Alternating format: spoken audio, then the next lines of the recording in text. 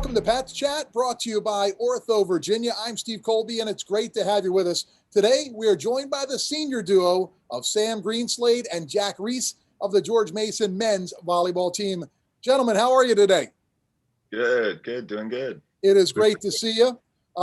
First question today is, can you take us through what it's been like in practice? It's been a long time since this team took the floor. What's it been like getting ready in these sort of different times?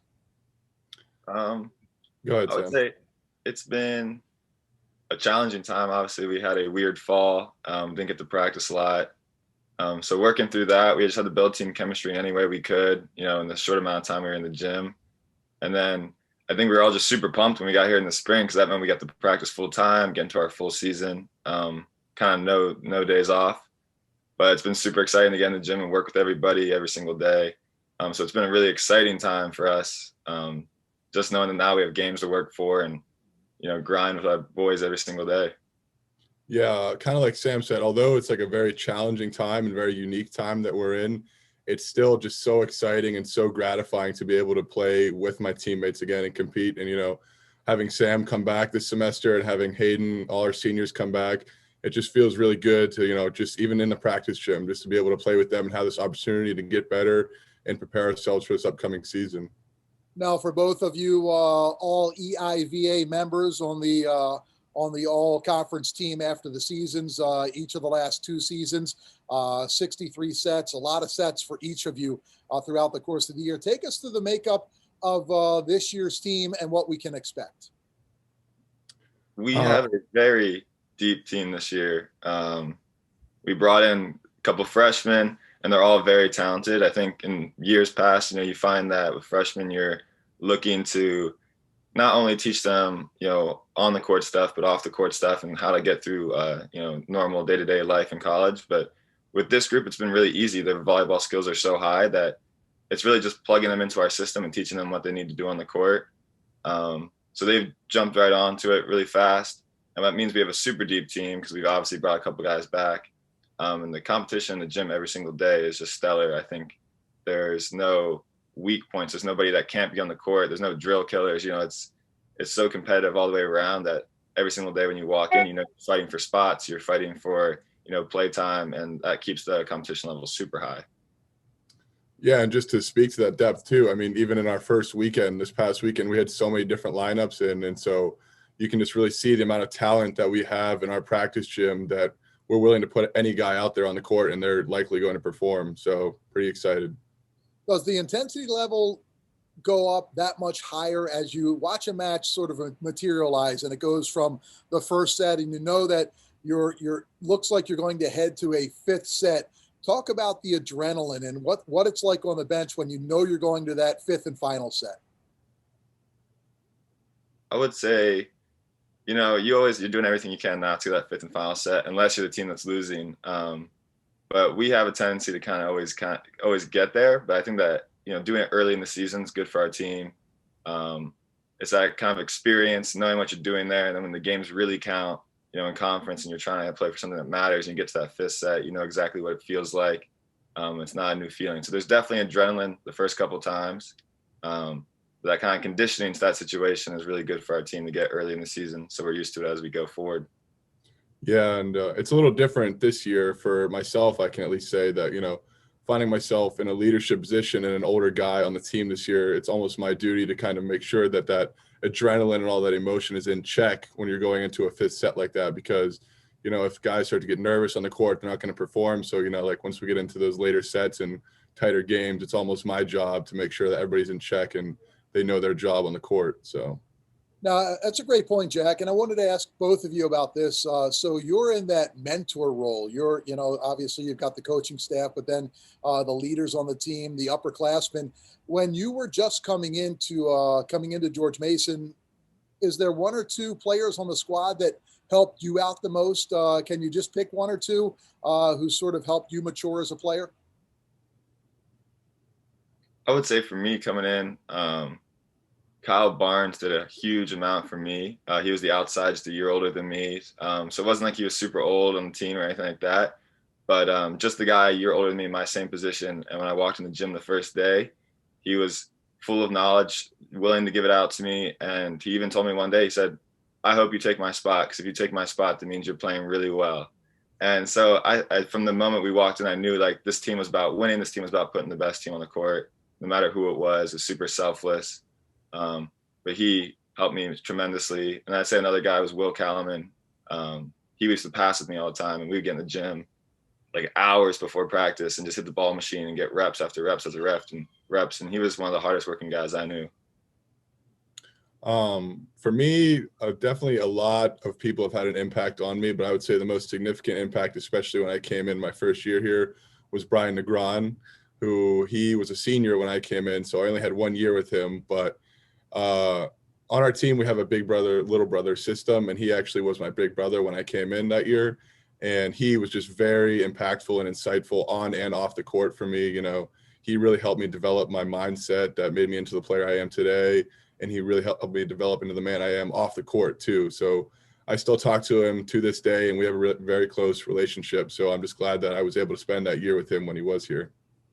Well, take us into a match day.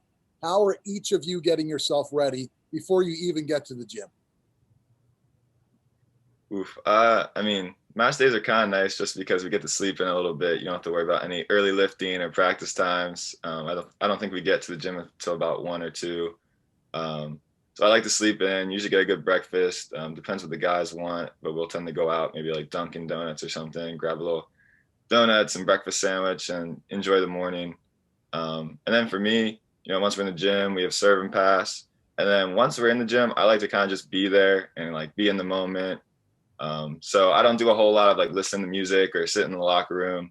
We do all our scouting reports and stuff like that. But whenever I can be, I tend to just go sit in the gym and kind of just be a part of it, get my mind right for the game, and just like to be a part of that environment. I enjoy the rack tremendously. So, you know, you can find me on game days a couple hours before the game, kind of just sitting on the floor somewhere in there, just soaking it in. Yeah, I think this is probably why me and Sam are such good friends. Is my day is pretty similar to his on a game day too. My day will usually start off with like trying to get good fuel in my system with like a healthy breakfast and then a smaller lunch before we get, you know, our pre-meal catered to us. And then similar to what Sam said, I usually, like, once we have our scouting report and stuff like that, I won't be on my phone too much just because I'm trying to be there, be in the moment, and I don't need all that outside noise on me right now. Obviously, I'm just making sure that my family is there and stuff, so I'll respond to their texts. But other than that, I'm not on my phone too much. So usually I'll just leave my phone in my locker, and if you can find me before a match, I'll usually be in the training room, like hanging out with the guys or stretching, getting ready for the match. So Just a couple of more before we get to our rapid fire questions. You both have sort of a similar background. Each of you have a sister that has played college volleyball. So, you know, maybe take us back into the time machine and give us a great story about whether one of the times you were practicing with your sibling that, you know, sort of you remember from when you were growing up. I mean, my childhood is full of volleyball. Obviously, my older sister was playing all the time. So I spent most of my young days at her tournaments and just running around and being that annoying younger brother who was just all over the place and wanted to get the attention. And, you know, like, I think there was one tournament she had where they were playing and there was like a stage in the gym they were playing in. And I was just standing on the stage, like dancing and being wild and, you know, the typical little brother stuff. But we used to pepper in the yard for hours and hours and just count how many we could get in a row. And I think that was huge for my game, just touches on touches of the ball, just getting to learn, you know, stuff from her as she played like actual volleyball and I was still too young to really be on a team yet. And then obviously I had a really cool experience of just, she played here at George Mason. So her being here for her senior year while I was here for my freshman year was a super cool experience. Our parents were here like every weekend, it seemed, just between her season and my season. But I think that life experience of just being at the same school as my sister and playing the same sport and being able to support each other and learn from each other was just huge for me on a comfort level, and just, you know, a cool story to tell the kids that we were, you know, here together and doing the same things. yeah, I'm a little bit different in this aspect. I actually didn't show, although my sister was playing volleyball when I was pretty young, like all through middle school and stuff. I never really showed interest in the sport until I got to high school, actually. But then, you know, once I did get into it and some people got me into the sport, you know, my head coach and my peers around me and my sister, they all encouraged me to get into it. And then I fell in love with the sport. And as I got more immersed into that culture, me and my sister's relationship kind of grew because of that, because she had already been in there and she knows the ropes and stuff. And then we started to bond over that, and we would get like touches. We'd be on like, whenever we'd go to vacation, we'd always bring a volleyball, or even in the backyard, we would just do a little peppering. But honestly, yeah, it strengthened our relationship, and she definitely had an impact on it. And she's my #1 fan now too. She's at all our games, every game she can come to. So she tells me all the time she likes to live vicariously through me, because her volleyball career is over and she misses it a lot. So Well, great stuff, and I'm sure all the fans out there are having are really getting to know you. Ready for some rapid fire? They'll be coming at you like a blistering serve. Yes, sir. All right, okay. let's go for it. So, what were you doing during your free time in quarantine? I spent a lot of time like cooking and learning how to cook for myself a little bit more. Wasn't eating out as much as I used to. So working on my cooking skills. Definitely a lot of cooking and video games. That's Okay, about so it. what's the specialty? If you're throwing on that chef's hat, what are you gonna whip up? I did a lot of like grilled chicken or baked chicken. Is kind of what I got good at over the time. Honestly, I just buy things and then I find whatever's in the house and I just mix them together to see what I can make. But something I make a lot is just like pasta and sausage, just because it's easy and I can put it in the fridge. Little chemistry experiment, right? Just Yeah, whatever exactly. goes. Top song that you listen to before a match and your favorite artist. Oof. Like I said before, don't listen to a ton of music before games, but it'd probably be some sort of classic rock, like The Who or something, kind of passed down from my dad. I don't know if I have a specific song, but The Who for sure. For me, it kind of depends on my mood. If I really listen to two genres to like get myself going, and that's either like rock and roll or classic rock or EDM. And so for classic rock or rock and roll, probably my song would be "Kickstart My Heart," Motley Crue. Or EDM, it would be, my artist is Louis the Child, and my favorite song by him is "The Weekend." Well, you shocked me on that one, Jack. You went way back into the time machine there. Oh yeah, I'm a big Motley Crue fan. Yeah. What's the your favorite place that you've traveled to in your life? Um, I would say I was Yosemite National Park when I was younger. Really young, but some really great memories. Love hiking. My family's a huge hiking family, so anytime we can get to national parks, that was a big moment in my childhood. One of my favorite places I went to when I was younger, also, I went to Yellowstone National Park, and we went to the Badlands and we saw the geysers and all the wildlife there. It was just really beautiful, and that was just something that stuck with me. Student athletes here at George Mason really support each other. What are some of the sports that you like to get out and see, or what's a favorite moment or two that you've been able to capture in person here at George Mason? Well, other sports, I tend to be a lot of the women's basketball games. My girlfriend's on the basketball team, but besides that, I mean, the men's basketball games are fun just for the atmosphere. I know we've seen a bunch of buzzer beaters through our time here. You know, we used to have Mr. Sports Center on the team, so those are always good, fun games to be at. Um, the basketball games for sure were fun for me.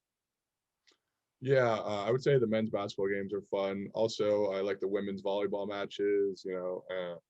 I like to go to the men's and women's soccer matches too. And other than that, I haven't been to too many, but it's hard to pick out a specific moment. Probably, like Sam said, one of the buzzer beaters for men's basketball, just because in all of sports, it's probably one of the most exciting things that can happen. So, Well, sometimes throughout the course of a long season, you've got to break up that monotony somehow. Which of your teammates do you have to keep your eyes on when it comes to pranks? Oof. I would say probably Richie Hoff. He likes to kind of do fun stuff around the locker room. I know we had a thing going the past couple of years where you'd come in one day and somebody's locker would be full of stools. And we used to see how many stools we could fit in a locker, and they're always a pain to get out. So that was the prank running around our team. um, it's hard to pick out one person. I've done my fair share of pranks, to be honest. If I had to pick someone, probably my teammate Luigi, just because I know he's like that kind of guy that would like, he likes to prank people and mess with people. So like Sam said, a lot of time it's just locker room pranks and stuff. So that's about it. What would you rather have, a solo block or a service ace that gets you the final match winning point? Well, I think I know what Jack's answer is going to be. So I'll stick with my strong suit, which is serving. And I love being back there on game point and going and ripping at it, trying to get, ace or miss kind of service pressure. But I'll go with the ace on this one. Yeah, and for me, blocking is my strong suit. I'm a middle blocker, so I would definitely rather get a stuffed block for the win. And one more thing, and the final thing, I'm sure that not for the faint of heart, what's the one thing that you don't want to hear coach say at practice? Oh, he goes, oh, you don't want to get that one. And after that, you're running around the gym. Or if you don't get a ball up or something, he'll say, I need a bucket of balls, please. And then he'll just start throwing balls at you that you have to pick up, and it's not fun. Sam and Jack, this has been a lot of fun, and we wish you the best of luck throughout the course of the season. Thank you. Appreciate it. Thank you so much. Thanks for your time. This has been another episode of Pat's Chat brought to you by Ortho Virginia, and thanks for joining us.